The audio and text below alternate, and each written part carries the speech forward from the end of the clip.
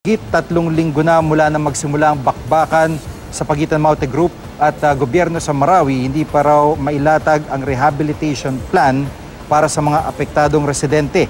Ayon kay NDRRMC Executive Director Ricardo Halad, nasa response phase pa rin ang gobyerno dala ng patuloy na bakbakan. Ang tiyak pa lang daw ay kasama ang Office of Civil Defense sa pagbalangkas ng rehabilitation plan. Mayroon din daw 10 bilyong pisong paunang pondong ilalaan na posibleng kunin mula sa National Disaster Risk Reduction Management Fund. Kapag wala na raw ang Maute sa Marawi, saka pa lang pwedeng magsagawa ng assessment para matukoy kung paano isasagawa ang rehabilitasyon. Assessment maaaring abutin daw ng 2 linggo. Para naman matutukan ng rehabilitation, pwede raw magtalaga si Pangulong Duterte ng rehab czar kung kanyang nanaisin. We're still focusing on responding to the needs of our IDPs in areas outside of Marawi and Marantao.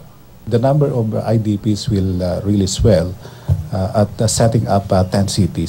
So, the National Incident Management Team. Ayon pa sa NDRRMC, posibleng magtayo ng mga 10 city kung dadami pa rin ang mga evacuee na lumilikas dahil sa bakbakan. Sa ngayon, umaakit na sa mahigit 66,000 pamilya, mahigit 300,000 individual ang lumikas mula sa Marawi at bayan ng Marantao sa Lanao del Sur.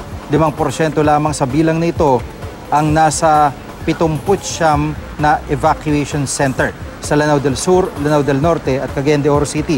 Ang Department of Trade and Industry nasa ng tataas ang demand para sa mga construction materials kapag sinimulan ang pagtatayong muli ng mga nasirang instruktura. Kaya naman ngayon pa lang, titiyakin na nilang may sapat na supply para sa inaasahang demand.